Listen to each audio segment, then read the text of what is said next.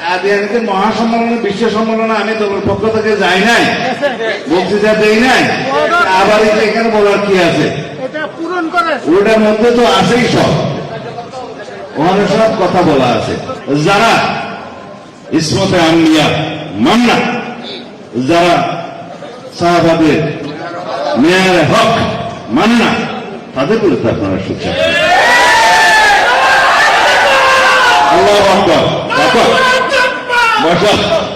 আপনারা যে সমস্ত দাবি দেওয়া এখানে দিয়েছেন, এগুলো তো আমাদের দাবি দেওয়া।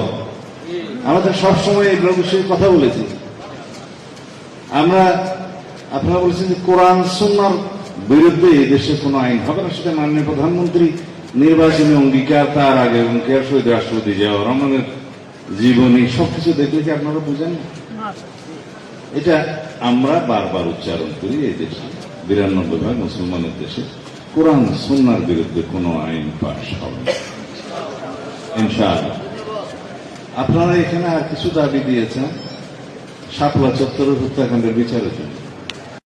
আমি তখন ইন্টারিম গভর্নমেন্টের সময় সবাইকে বলেছেন আপনারা মামলাটা দায়িত্ব, বাকি দায়িত্ব আমার। মামলা দায়ের হয়েছে, যে এইটুকু সম্ভব হয়েছে কাগজপত্র দিয়েছেন, চার্জশিট হয়ে গেছে, বিচারের অপেক্ষায় হয়েছে কিনা বলেছেন। আলম ওলামাদের বিরুদ্ধে মিথ্যা মামলা প্রত্যাহার করতে হবে।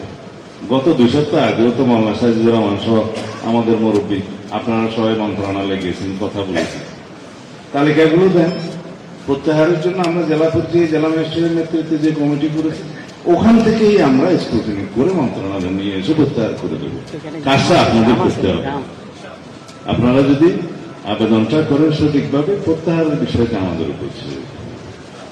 আপনারা বলেছেন প্রাথমিক পর্যায় থেকে মাধ্যমিক পর্যায়ে পর্যন্ত ধর্মীয় শিক্ষা বাধ্যতামূলক করা, আর নৈতিকতা বিষয়ক শিক্ষক নেয়ার ক্ষেত্রে আমাদের নীতিগত সিদ্ধান্ত আছে ধর্মীয় শিক্ষক, এবং সেইটার জন্য বাজেট সংস্থানের ব্যবস্থাও গত বাজেটে হয়েছে। ধর্মীয় নৈতিকতা শিক্ষা, সেটা তো আমাদের পলিসির মধ্যে আছে, নির্বাচন ইশতেহারের মধ্যে আছে। ইনশাআল্লাহ আমরা সেটা করব। আর যে সমস্ত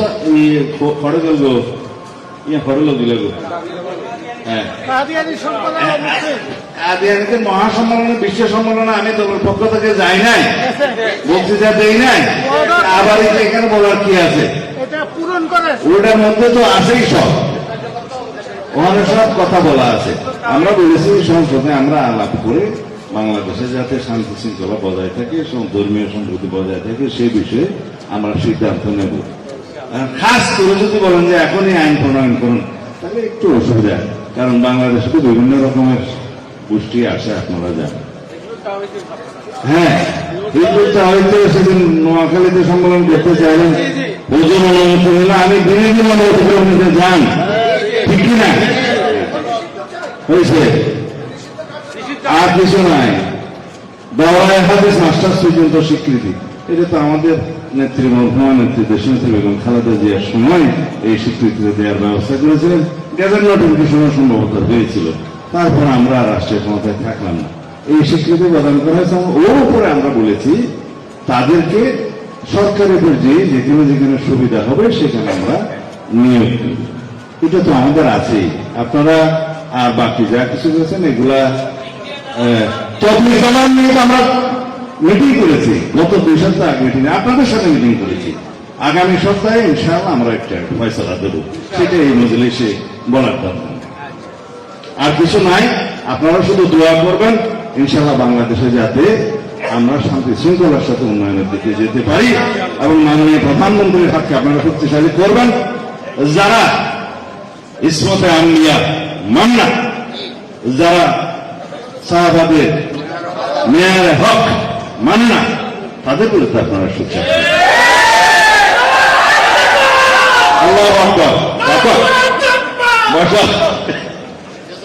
আমরা সহি লাইনে আছি, আমরা মদিনা ইসলামে আছি, আমরা রাসূলুল্লাহ সাল্লাল্লাহু আলাইহি ওয়াসাল্লামের চর্চিত সমস্ত চর্চার সাথে আছি, আমরা সাহাবায়ে কেরামদের চর্চিত সমস্ত চর্চার সাথে আছি।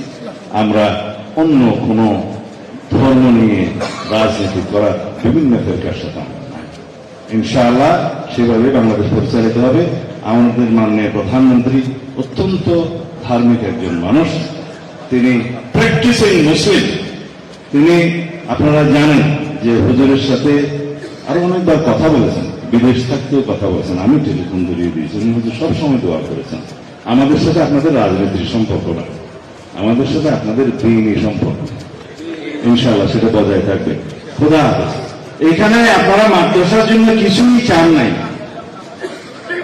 কিন্তু যদি মাননীয় প্রধানমন্ত্রী কিছু দিতে চান সেটা তো ওনার বিষয়, সেটা পরে দেখা যাবে ইনশাআল্লাহ। আসসালামু আলাইকুম ওয়া রাহমাতুল্লাহ।